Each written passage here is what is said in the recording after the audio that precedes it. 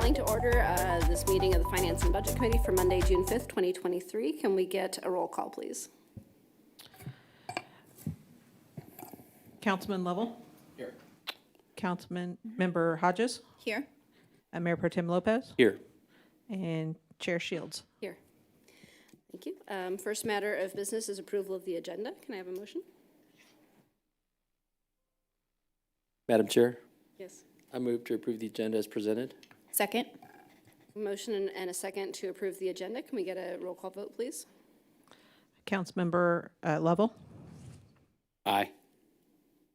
Councilmember Hodges? Aye. Mayor Pro Tem Lopez? Aye. Chair Shields. Aye. All right. Having approved the agenda after some deliberation, do we have any public comments today?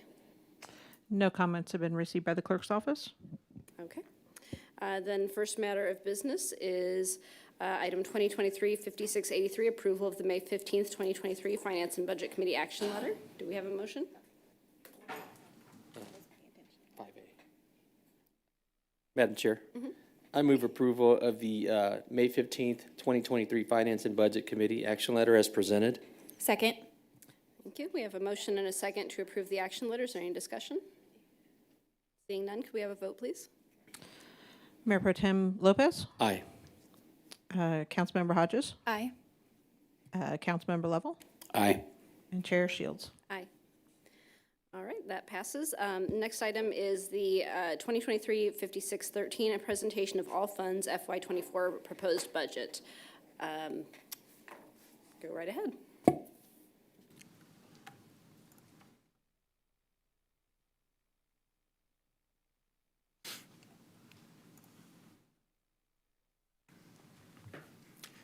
Good afternoon, Eric Stoyanov, Budget Manager. So today we are going to talk about the entirety of the FY24 proposed budget. So just to start off, a little recap for most of you. Explanation of funds. So these are our major funds. The general fund, of course, we presented last month to you all. Special revenue fund. This includes the public safety sales tax, which we also presented, but we can do a little bit of a recap. But for today's purposes, we'll mainly be focusing on the special revenue funds, the debt service funds, capital funds, enterprise funds, and internal service funds. So this is our broad overview of the total proposed budget for FY24, 361 million, roughly. You can see that the general fund comprises 95 million of that. The biggest jump that we've seen from year to year is in that capital project fund, which will be going more in depth. Also the special revenue fund, which of course accounts for the introduction of the public safety sales tax. And again, you can stop me at any time if you have questions. So before we jump into the other funds, wanted to do a quick recap of the general fund, just to refresh everyone's memory, also since we have a new makeup of the committee.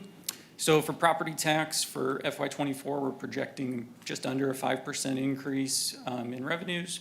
Sales tax, this comprises sales tax, use tax, our EATs, and this also comprises the new marijuana sales tax, that 3% additional on adult non-medical marijuana. So projecting about a 3% increase. Franchise tax, of course, is the electric, cable, gas, telephone, about even.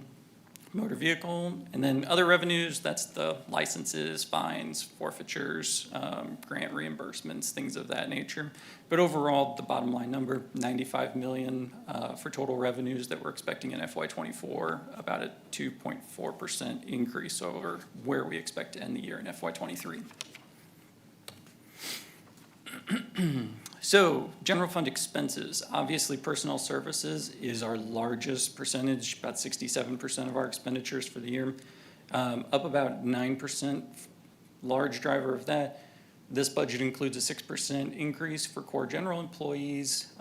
There are new labor agreements that went into effect, a new loggers group for detention and communication staff, which we'll be hearing about, I believe, in a few items from now. So those are a large driver, and then also the expansion needs that the city had. Those are all incorporated into the personnel services. Repairs and maintenance, seen increases in cost related to that, which is the increase in that. Capital outlay, the big drivers of that are the lease programs for fire, the ambulance lease program, and the pumper lease program. Also, the boat, I believe, is in that category. Transfers out, you'll notice that there's a large drop in the transfers out. We had some large transfers to insurance claims and for the building of fire stations in FY23. So without those in the FY24 budget, that is the reason for the significant decrease. And then an overview of the general fund proposed budget. So the revenues and expenses, and then we've actually identified about $900,000 in one-time expenses, but this budget, we need $316,000 for a spend down of general fund for one-time expenses to reach the balanced budget. So now we'll jump into the other funds, unless anybody has questions about the general fund. So we'll start with the special revenue funds. As you can see on the left side, our primary contributor of this is the Parks Department. So that top one is the Parks and Recreation. That's their main operating fund, followed by their community centers, the Post-Closure Trust Fund. That's for the landfill. Business and Industry Fund, we'll go into a little bit more detail here in the next few slides, but that's on the hotel, motel taxes. Public safety sales tax, obviously, we talked about that last month. Entitlement fund is our CDBG, VAWA's Violence Against Women grant fund, and then the ARPA fund and public safety equipment replacement program. So the business and industry fund.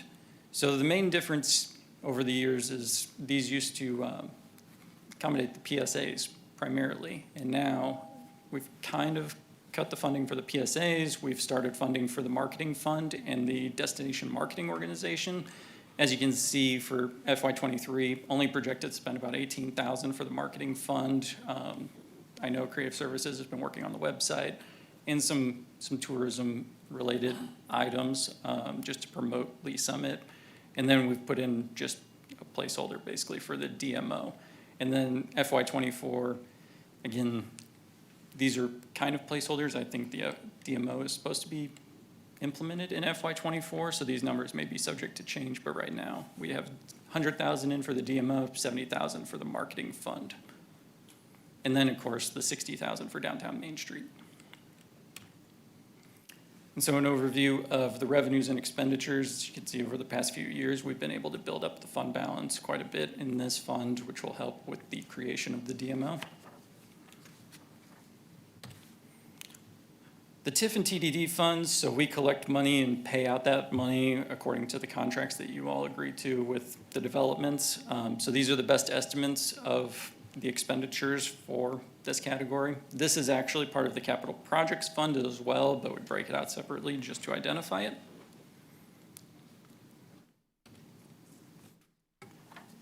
The capital project funds, so these are for acquisition, construction of major facilities for the city. So we have the water tap, water construction, sewer tap, sewer construction. This also includes the Green Street improvements for the downtown Market Plaza. General government capital projects, that's for the construction of fire stations. And then we've also put in a placeholder right now. Of course, there's been that approval of the $186 million bond question. So right now, that no tax increase 2024 bond, that's just a placeholder. We haven't yet issued any bonds or determined when those will be issued. General obligation debt service fund. So this is, of course, how we retire our debt for principal and interest payments. And a pretty healthy fund balance here. And then we separate out parks certificate of participation. So our debt service is paid for property taxes. The parks debt service is paid from sales tax. And so it's separated out. This is for the construction of some of their major projects. Enterprise funds, so these are our business-like funds, so charge user fees. It's our water sewer fund, airport, solid waste management, which that's just the depreciation expense for the solid waste management. Harris Park Community Center, and then the stormwater utility, which right now, that's just for the consultant fees for the stormwater utility. So it's yet to be determined if that'll move further, but those are the main enterprise funds. And so for water utilities, I was going to turn it over to our Director, Mark Schaffler, to discuss kind of the expansion needs that water utilities is looking at for FY24.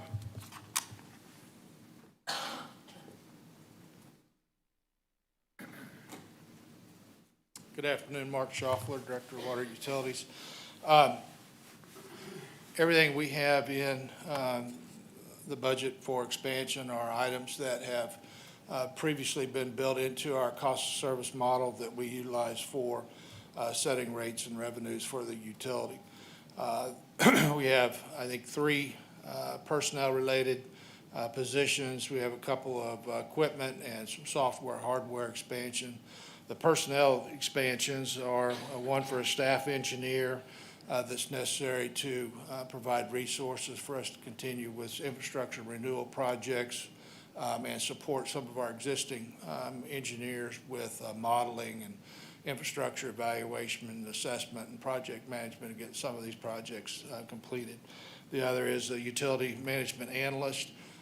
We anticipate that position to come on, at least for the probably the first couple years, to be strongly involved with the accreditation process. We're looking for the water utilities to begin that process, which requires a great deal of coordination and effort relative to procedures, processes, policies, and working with them to, with our staff to get us prepared for that. Bless you. And but also to give us the flexibility to also assist with data management as we may need in other areas of the department. Last personnel item is an expansion of for contracts and records management specialist. It's just a reflection of us incrementally adding resources to being able to better manage our documents and records through Laserfish. We're trying to make investments there in order to improve our retention of records, but more importantly, the actually accessibility to those records, that data and information that may be necessary and be able to use in other functions of our department. The others are probably on the software side. I'll mention the backflow portal. That's a software process we've had some discussions with the Water Utility Advisory Board about. And it's currently to support our state mandated backflow program. That is, largely it's a lot of documents that are required related to sprinkler systems, fire systems, anything where there's a potential threat to the water supply system, you're required to have a backflow. Part of that process requires backflow certification on an annual basis. This helps to facilitate the record or the management of those records and receiving of those documents from the field testers in the field, and gets us to a point to where we can manage those more efficiently. Right now, we're currently doing that, a lot of that manually. Still doing it a lot in the same ways we've done it as a small community, and it's just not going to be sustainable without making some investments in some technology, and that's the backflow portal. The other most significant item here is equipment related, and that's our vacuum excavator. That's a combination like jet truck and large vacuum unit. It's something we've been discussing for probably 2 to 3 years. It's gone up significantly in at least certainly the last couple of years, but it's becoming more and more necessary due to congestion in the right-of-way relative to all the other utilities, fiber, cable,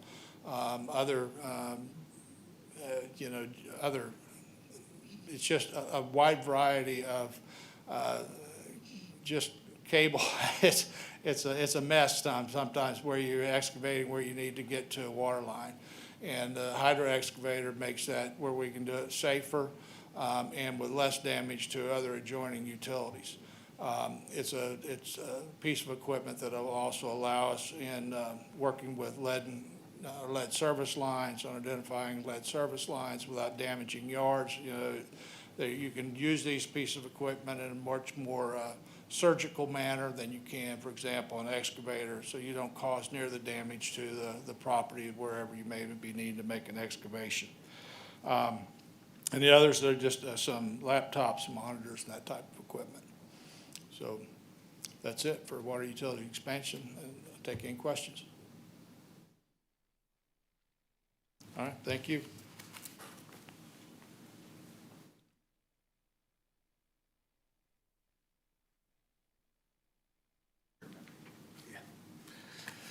Yeah, thank you. Good afternoon. Michael Park, Director of Public Works. I'll cover the airport expansion requests. Fairly short list. The first is debris sweeper, so foreign object that are out on the runway or taxiways could be quite hazardous to a lot of the operations on the airfield. And what this is like a pull-behind sweeper, pick up that foreign object debris. This particular expansion request would be reimbursed through ARPA funds, as we have a grant received that we could use this expense and recover those costs. The second is to add a garage door with a pedestrian door at Hangar 1. As you imagine, Hangar 1's a very large hangar, has very large hangar doors, but is not very accommodating to smaller equipment that needs to get in and out of that building. You know, it's not a well-conditioned space, but a lot of that conditioning is lost whenever the hangar doors themselves are opened. And to open those doors for pulling out a mower or some other piece of equipment just doesn't make a lot of sense. So we're proposing to add that type of feature to Hangar 1 to have a little more productivity, a little save on resources, and improve that facility. And then last is to reclass a current position. We have a customer service agent or concierge, one of those positions into an office coordinator. We realize that position is doing, it may be asked to do much more than what a typical customer service agent or concierge will be doing, and taking care of some of the more administrative and office procedures that our airport manager or assistant airport manager can delegate down to, things such as billing or tracking other services. So those are our three requests. I'd be happy to address any questions you have related to the airport. Don't see any, thank you. Thank you.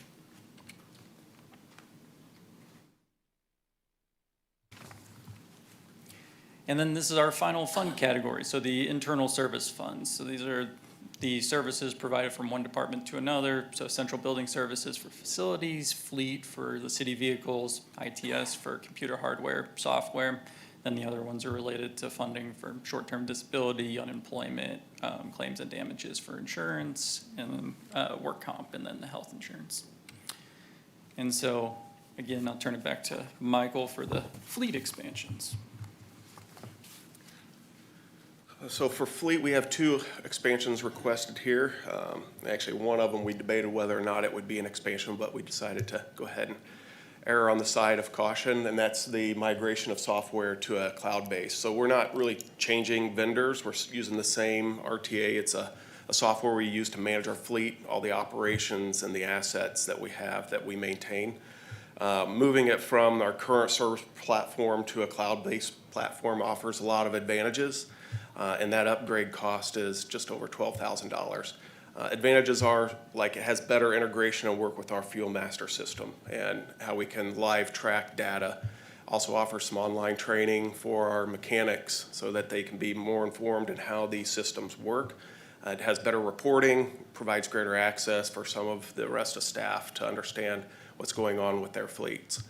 The much larger expansion request has to do with fans in our fleet shop. We added fans several years ago to the Public Works operations bays and those areas. These aren't air-conditioned spaces, so in the summertime it gets quite hot back in that interior space. These fans would be there to help provide a better environment for our workforce, lower some of those temperatures in the hot summer. Actually could increase some of the productive hours. Sometimes it gets a little too hot for them to continue working in that heat. As well as then in the wintertime, we can circulate the heated air throughout the facility a little bit better. So just trying to improve the working conditions for our staff in the fleet area. If there's no questions, I'll turn this back over to Aaron. I have just one. Yes, sir. So when, Yes, ma'am. when you say large fans, those are like those gigantic ceiling fans, right? They- We're not talking about something you'd see in your living room. Yes, they're very large industrial fans. Okay, thanks.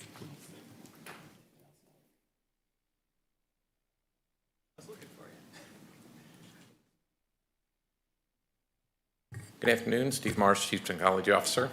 So we have a number of expansions that we're requesting this year. The first three of them that you see listed there are all related to our cybersecurity position. The most expensive of which is multi-factor authentication. If you're not familiar with that, that is the capability of logging in with your regular credentials, but then having the system want a second method of confirming that you are the actual user.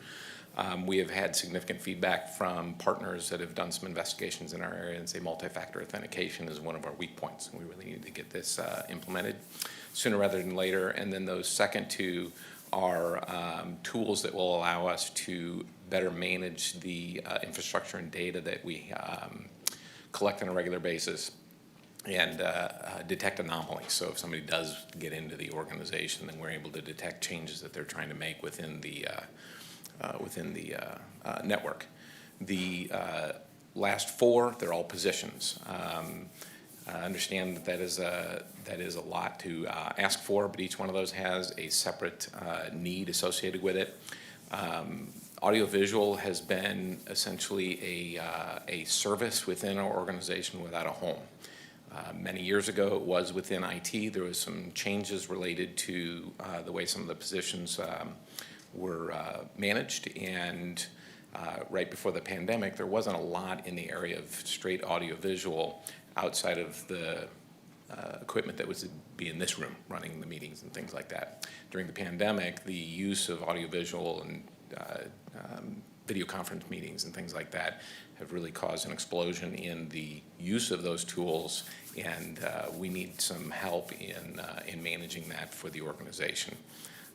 The applications analyst is a higher level position within the organization, and we currently have applications that are being managed kind of outside of their normal environment by staff that have the capability, but it really shouldn't be in their plate.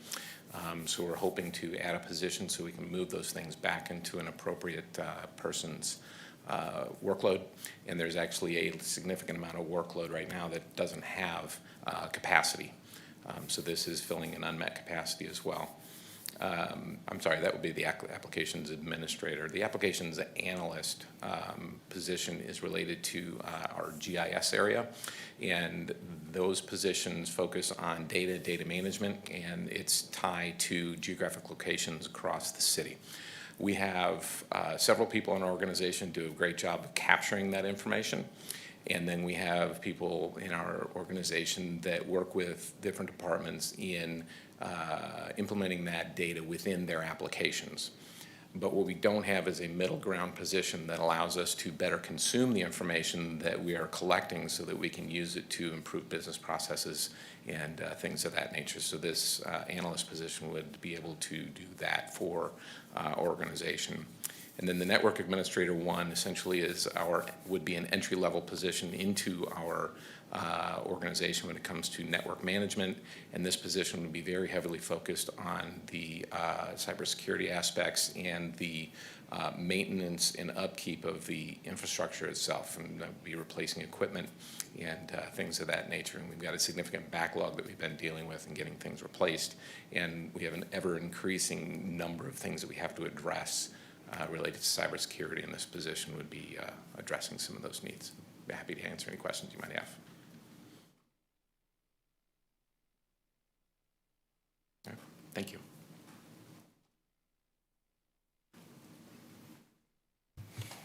And just to wrap up, here's the total proposed budget again, just with every fund listed. Again, that bottom line number of the 361 million. And pause for any questions. Member Hodges? I think my question might be more for Mr. Dunning. It's something that I brought up last time at council, and it wasn't necessarily addressed just now, but in the general fund non-personal items, with the D&I 50,000 recurring expense, I just had another question about that. Is there something that if we're approving the budget with this in there, and I know you said it was more of like a placeholder, Correct. but with that being said, is there a way that when we discuss it more with them, when they present what their plan is, that this will come back to us to actually approve this 50,000? I know it's under that amount that we normally do that, but is that something that we could discuss? Yes, the way that's being anticipated to be brought forward is the D&I Commission bringing forward the recommendations. And as they develop their recommendations, then the expectation was that through the city manager and the city manager's office, we would say, okay, well, if that's something that we should pursue, what's that gonna cost from a resource perspective, funding, whatever it may be. And so that's why I say it's a placeholder right now. But until we see those recommendations, and you as mayor and the council see those and actually approve any recommendations, then nothing really goes forward. Okay, but it doesn't come to the council for the approval of, we do want to fund it, or am I? It will, because as the recommendations come forward, we'll need to bring that plan in order Okay. to implement the recommendations. Okay, that's what I wanted to make Yeah. sure. Thank you so much. You're welcome.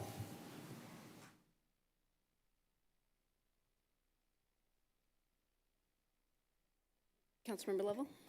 I was just curious so we'll see fiscal year '22 budget, fiscal year '23 budget. Do we ever indicate like our actuals versus what we budgeted? Like, are we on, like for fiscal year '23, like, or '22, was that actually what was done? And again, so I'm new to this committee and trying to understand things, but I always think like budget versus actual. Yep. So for general fund and all public safety sales tax related, we did do budget to actuals. Just, there's a lot in these ones, so we didn't do budget to actuals, but we do track them and we're on track to hit these targets. So like in 2022, our budget, total proposed expenditures, 236, 558, 612. Were we close to that, over that? I mean, do we generally, or 23, what's our fiscal year? Yeah, like where are we tracking for 23? Because budget's great, I just Yep. always want to know where we end up. No, I would have to pull and get back to you for the full amount Okay. for I'm just past curious, fiscal years. and I'm sure I could go back and look too, but just Yep. curious as to how we do, where we set a budget, and then do we actually hit it? Is it lower or is it over? But No, I can pull those numbers and follow up. Yeah. Thank you. Yep. Thank you.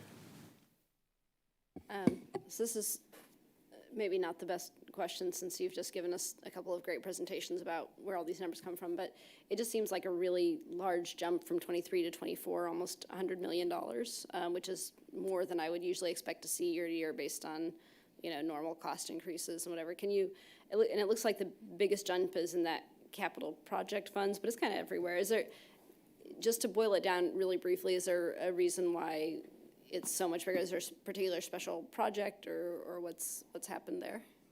Well, for special revenue, the reason for that jump is the introduction of the public safety sales tax. So that wasn't there before. For capital project funds, let me go back real fast. Yeah, I was gonna say, I was trying to pull the list. So for the capital project funds, you'll also see in a presentation with this budget at the full council, the capital improvement program. And so you'll see the amount significantly varies on capital project delivery. We just happen to be in a year coming ahead where we have some massive projects like Colburn Road and Chipman Road, and we'll even begin some other very big projects before the end of this upcoming fiscal year. And so it just depends on what phase of a project we might be in. The design phase is usually 15 to 20% of a total project cost, but takes the same amount of time as the project construction, and that's the other 80%. And it just depends on the timing of those. We also passed a no tax increase bond issue this last April, and several of those projects will begin some implementation parts over the course of this planned and upcoming fiscal year. So we expect there to always be some big variance in that particular fund category. Okay, no, I really appreciate that clarification. Any other questions? Okay. Well, and so next steps tonight was the review of the other funds, June 13th. Next week, we'll do the public hearing, the first reading of the budget, and then June 20th is the second reading and potential adoption of the budget. And so that ends this. Thank you very much for the presentation.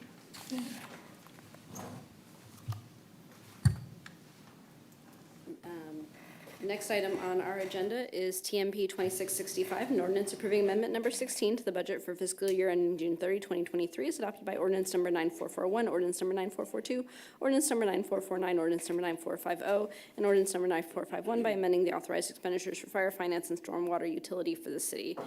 Rick Gentry, are you presenting today? Thank you, Madam Chairman, committee members. Rick Gentry, Budget Manager.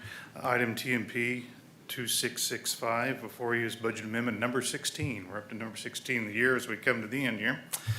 This budget amendment includes kind of four general categorized items. It's increasing the expenditures for the fire department.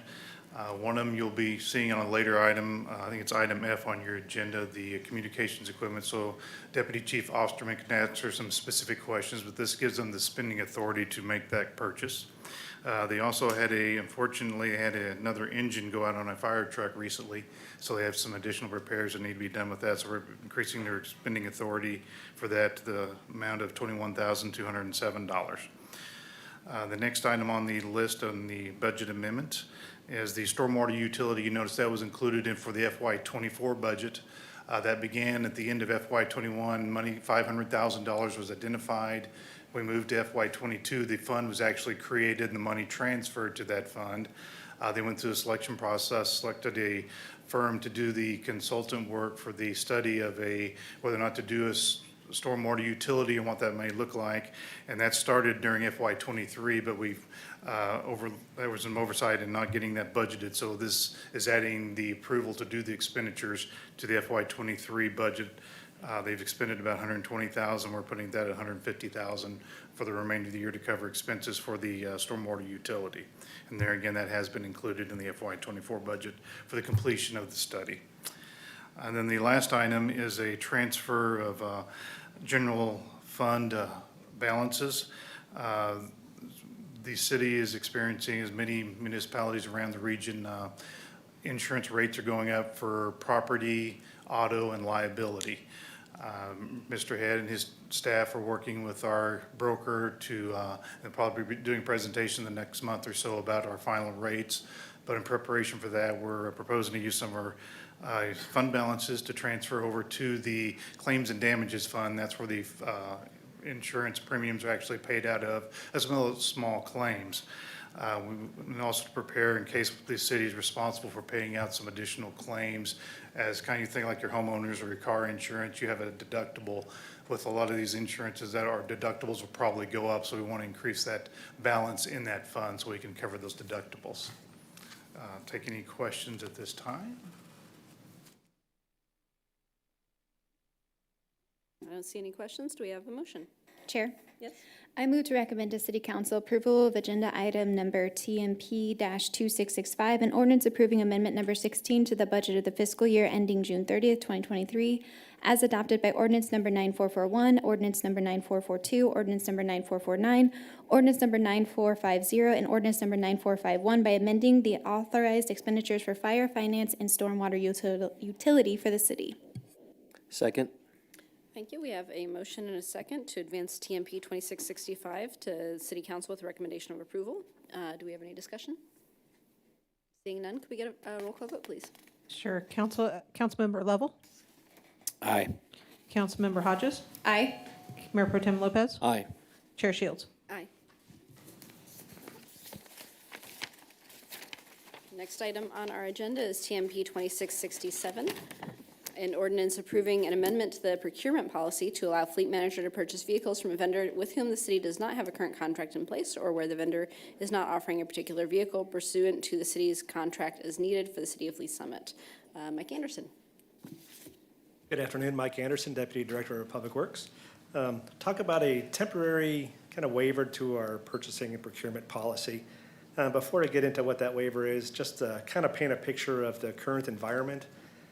We purchase our vehicles off of the Metro Vehicle Bid contract. And in that, we have 5 different dealers and a couple of big truck dealers. And typically, you'll see all those vehicles that we'll buy, and they have a price, and they guarantee that. And we need a vehicle, we call them up and we order that vehicle. The most recent renewal, they don't show prices anymore. They just show, please call for price and availability. Because frankly, with the market, there's no guarantee that they can get the vehicles, that the manufacturers are providing them. So we are having a heck of a time getting vehicles, and we're talking about our sedans and pickup trucks and 250s and 1-tons, things like that. So what we're looking to do with this policy is to give the fleet manager a little bit more flexibility to look at beyond those dealers, those 5 dealers that are listed in that contract, to look beyond those 5. As it stands today with the procurement policy, if he was to go outside those vendors, find a vehicle, if it's a single purchase, less than $75,000, he could do that via quotes. But even that process of getting multiple quotes, going to the procurement, getting sign off, the potential that a vehicle that they had may be gone already, the way the market is moving. But also in reality, we realize that if we find a dealer we're buying a vehicle from, it's a good chance we're gonna buy another vehicle from them.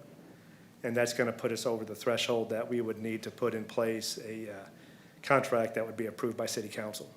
And certainly that option to go through that process and getting the vendors set up specifically for that purchase, that vehicle would be long gone.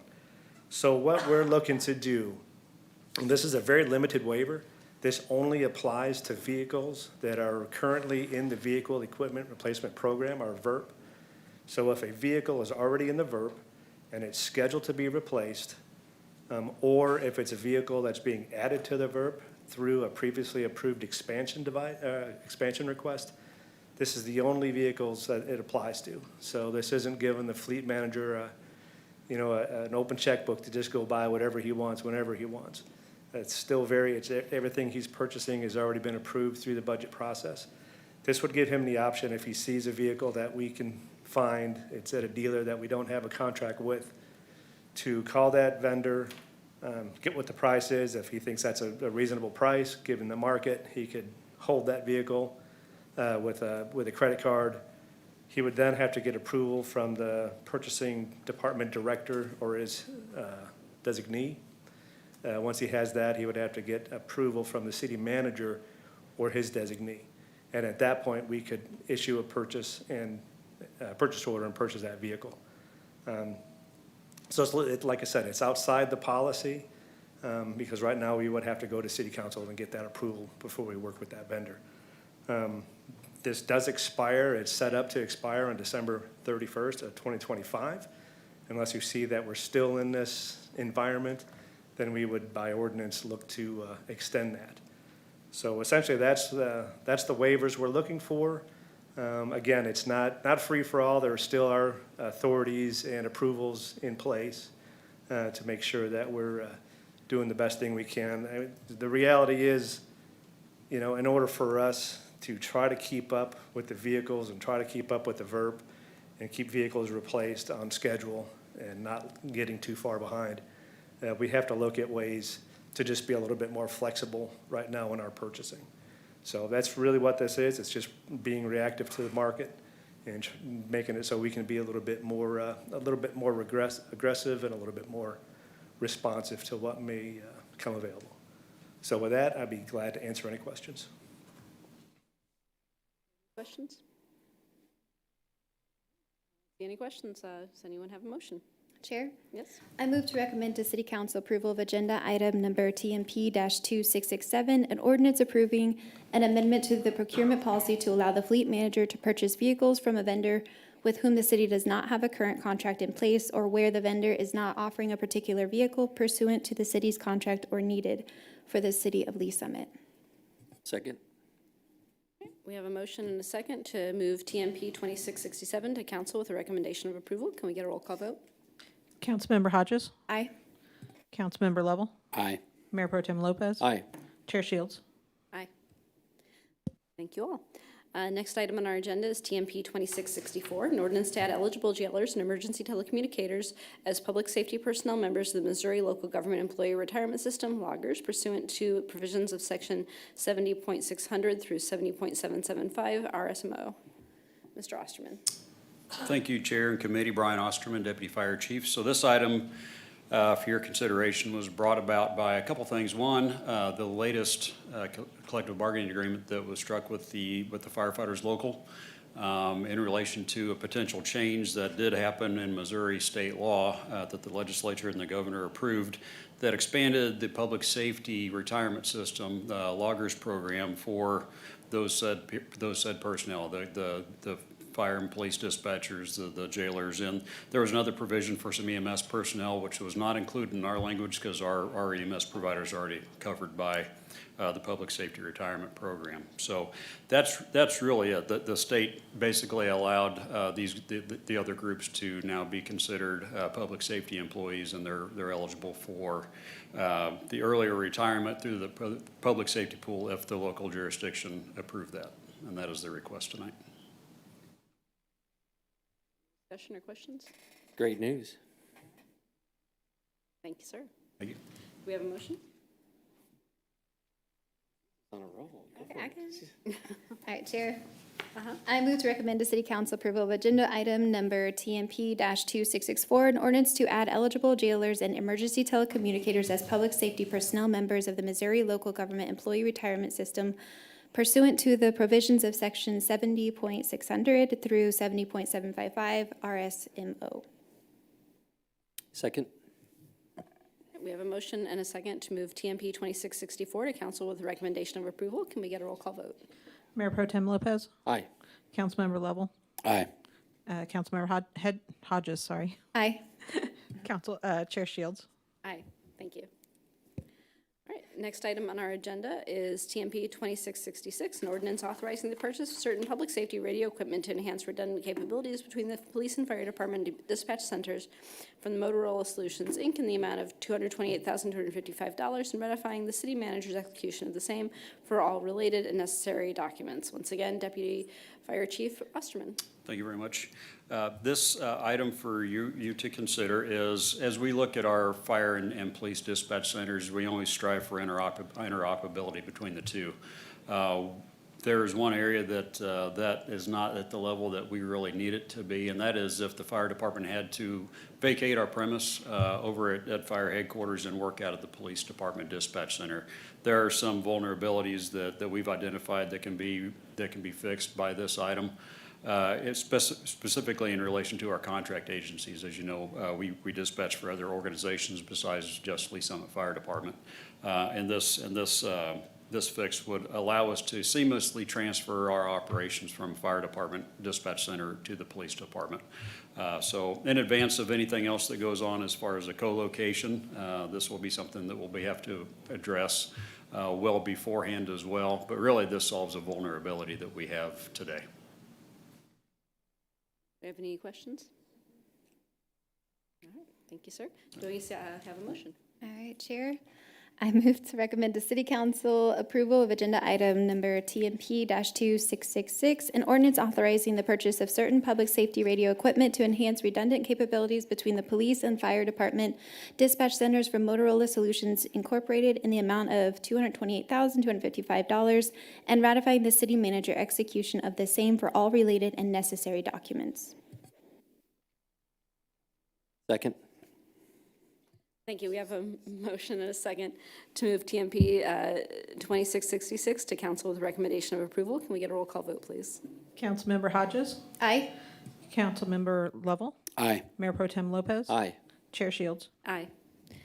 All right, next item on our agenda is TMP 2702, an ordinance approving the execution of a memorandum of understanding between the Kansas Bureau of Investigation and the City of Lee Summit for the use of Midwest High-Intensity Drug Traffic Area Award funds and authorizing the mayor to execute the same on behalf of the city DEA Task Force. Major Nicole Walters does not appear to be here. Yeah, good evening. John Bunker, Deputy Chief. Just out of agenda management with all the items we brought today, I decided just to take all of them and in consideration of your time. So this MOU is between the KBI and the City of Lee Summit. It's for the use of high-intensity drug trafficking area funds, also referred to as HIDA. The funds will ultimately be used to offset one Lee Summit police detective personnel costs, fringe benefits, overtime, vehicle costs. The specific task force position is with the DEA, Squad 44. Just to give you a little deeper look, partnerships with, like this one, improve coordination with local, state, federal law enforcement agencies and joint operations and large-scale investigations. They allow the sharing of information and intelligence that help reduce drugs and activity here in our community. So with that, I'll answer any questions that you might have.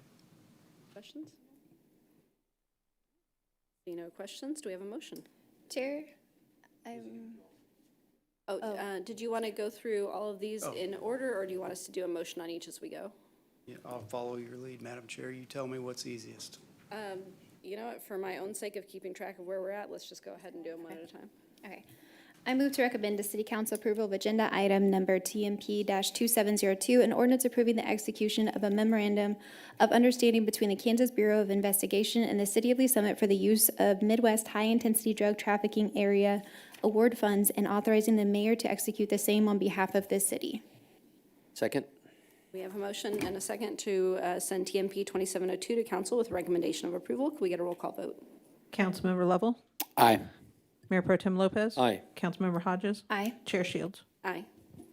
All right, next item, TMP 2678, an ordinance authorizing the execution of an intergovernmental agreement between the City of Lee Summit and the Junior College District of Metropolitan Kansas City, Missouri, aka Metropolitan Community College, for its use of precision driving track course. Thank you. Okay, so at the police department, as you know, we drive a lot of miles, approximately 1 million miles per year. So we find value in the training, and driver's training especially, not just with high-speed or emergency-type driving, but all of the slow-speed type maneuvers that we all need refreshers on annually. So this contract allows us that space at the Blue River location in Independence so we can conduct that training. Do we have any questions? Can council people come over and test these? I feel like we get that courses? question every year. We currently have openings, so we can talk. Might be calling you. Okay. Thank you. Seeing no further questions, can I get a motion? Chair?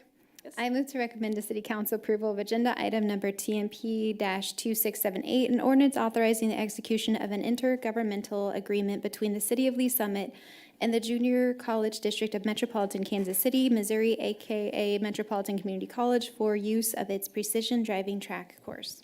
Second? We have a motion and a second to recommend TMP 2678 to council for approval. Can we get a roll call vote? Councilmember Hodges? Aye. Councilmember Lovell? Aye. Mayor Pro Tem Lopez? Aye. Chair Shields? Aye. Thank you. Next item is TMP 2704, an ordinance approving a cooperative agreement between the City of Lee Summit, Missouri and ICOR Technology, Inc. for the purchase of the ICOR Technology Caliber Flex Explosives Ordnance Disposable EOD robot and accessories, and authorizing the city manager to execute the same on behalf of the city. Thank you, Chief John Bunker again. I did bring some backup for the technical questions that you may have on this particular purchase, but what this is the agreement only. So we want to bring the agreement forward in preparation for the purchase that we've line itemed in our public safety sales tax FY24 budget. But specifically, the existing robot we have, which is a different manufacturer, has reached its end of life. That technology will no longer be supported by the manufacturer. The EOD robot, one of the main tools deployed by a bomb technician during calls for service. As you can imagine, this tool greatly enhances the bomb technician's safety by minimizing the technician's exposure to a suspected device. Like I said, this is line itemed in the proposed FY24 budget. We'd just like to get the contract in place so that we'll be ready to go. Do you have any questions? For a second there, I thought you were going to say that you brought the robot to look at, and I was really excited. And going to admit I'm a little bit let down, but I'm excited for you. So can we get a motion, please? Chair, I move to recommend to City Council approval of agenda item number TMP-2704, an ordinance approving a cooperative agreement between the City of Lee Summit, Missouri and iCore Technology Incorporated for the purchase of the iCore Technologies Caliber Flex Explosives Ordnance Disposal Robot and accessories, and authorizing the city manager to execute the same on behalf of the city. Second. Thank you. We have a motion and a second to move TMP 2704 to council with a recommendation of approval. Can we get a roll call vote? Mayor Pro Tem Lopez? Aye. Councilmember Hodges? Aye. Councilmember Lovell? Aye. Chair Shields? Aye. All right, next item is TMP 2703, an ordinance approving an agreement between the City of Lee Summit, Missouri and Collision Forensic Solutions for the purchase of the Leica Geosystems RTC 360 HDS 3D laser scanner package with accessories, and authorizing the city manager to execute the same on behalf of the city. Once again. Thank you. A little history. So this is a laser scanner, 3D laser scanner we use for crime scene mapping, also serious and fatal crash scenes. The scanner will quickly record millions of data points per second and digitally recreate a three-dimensional scene on a computer program. This will replace the system we currently have, which requires multiple officers and moving from those multiple points, which is very time-consuming, but many times it's on the side of a roadway or highway that's either shut down, but minimizing that time in those hazardous areas is a huge benefit on top of what this tool will bring, which is just 100% more accuracy. The purchase of the 3D scanner is in the line item similar to the last item. It's in our FY24 public safety sales tax, and we're just bringing this agreement forward in preparation for that. We are asking for your approval to enter in the agreement with the Collision Forensic Solution, which will ultimately provide the equipment, the software, and the support and training that will come with that new tool. Sir, do we have any questions? I do have one question. Please. Only because all of these are somewhat related, and it's for fiscal year '24. So obviously, we're agreeing for you all to pursue the agreements, the contracts, but they will not be signed until after Correct. the new budget's in place. Correct. We've been doing research for months now. This is part of, is when you think of our strategic plan and lowering crime with the use of technology, these are two, well, this item specifically is key to that. So with the approval from you all on the agreement, we'll then work with the companies, negotiate, and bring back a contract for you all to approve. Thank you. Thank you. Any other questions? I'm sorry, I guess you wouldn't be, once the contract's in place, we'd begin the next phase, which is the negotiation. Right. So we won't bog you down again. Good stuff. I guess to clarify, though, if for some reason this wasn't funded in the '24 budget, would that agreement, would it have already been signed and be null and void if it doesn't have the funding, or would you just wait until after that budget's finally agreed to actually sign off on the agreement? I wasn't totally clear.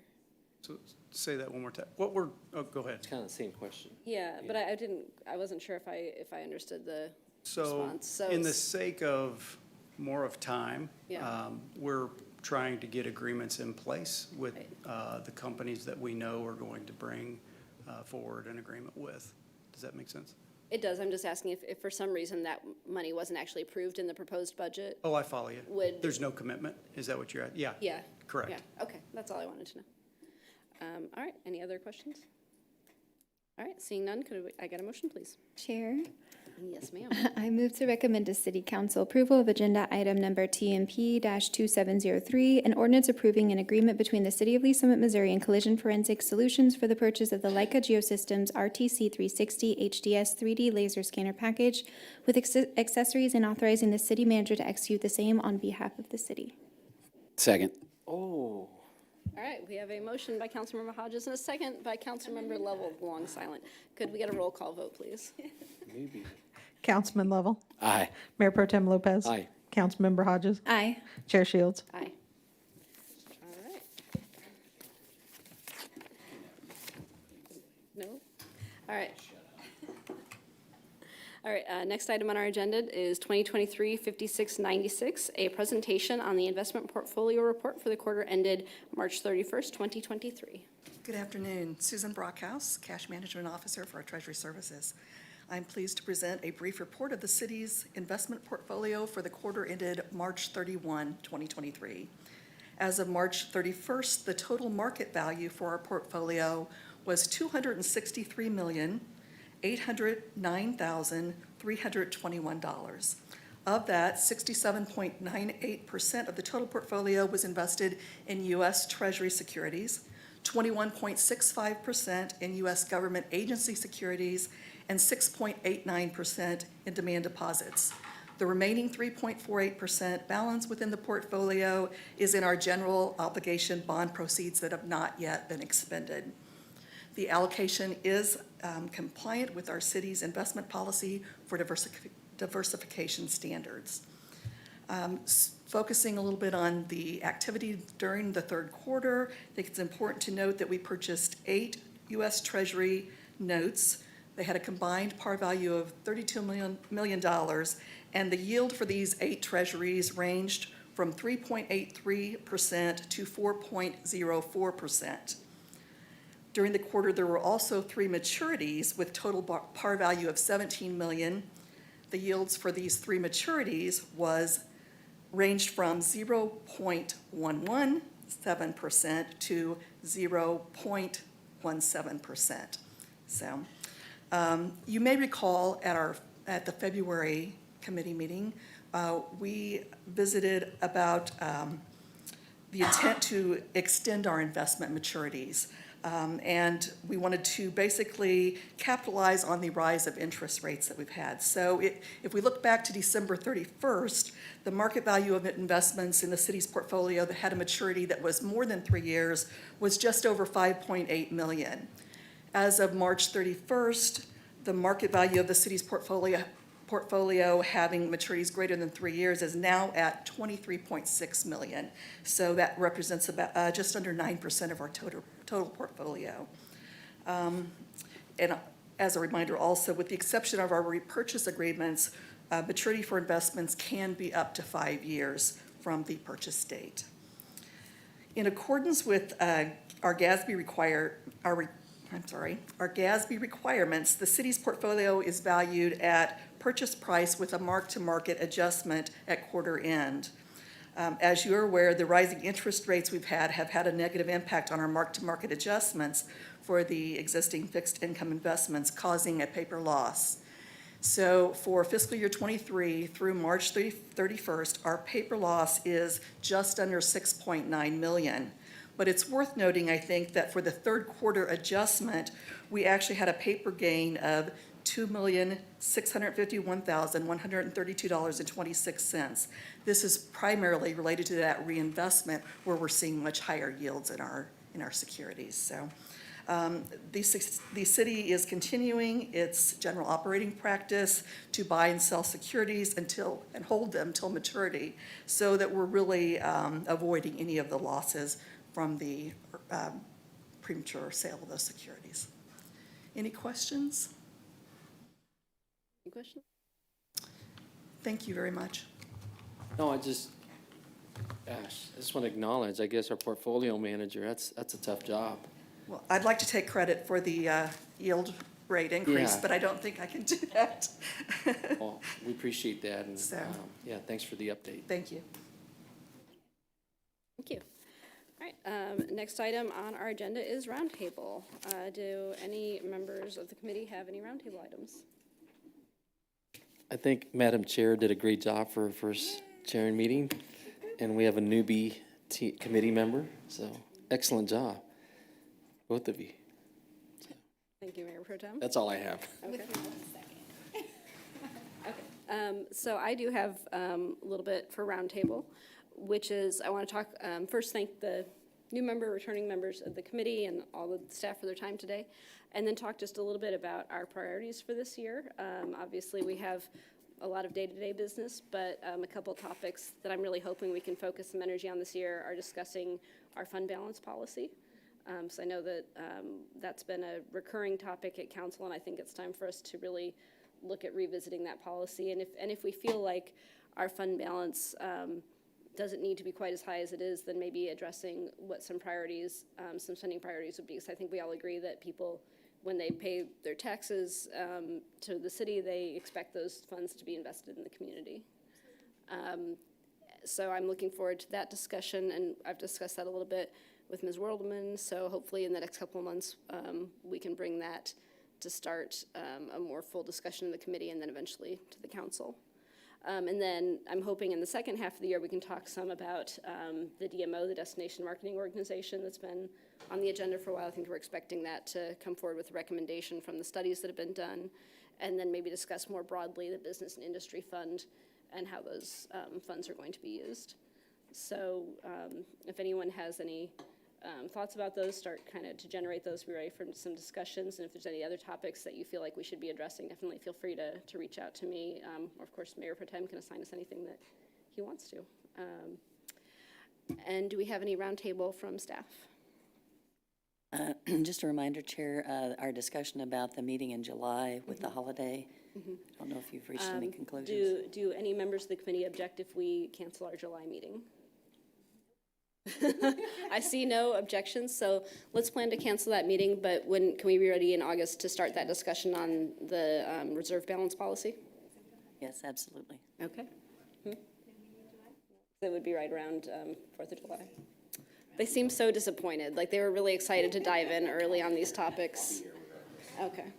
All right, well, thank you all for your time today. We are adjourned at whatever time this happens to be, 5:01 p.m. Thank you.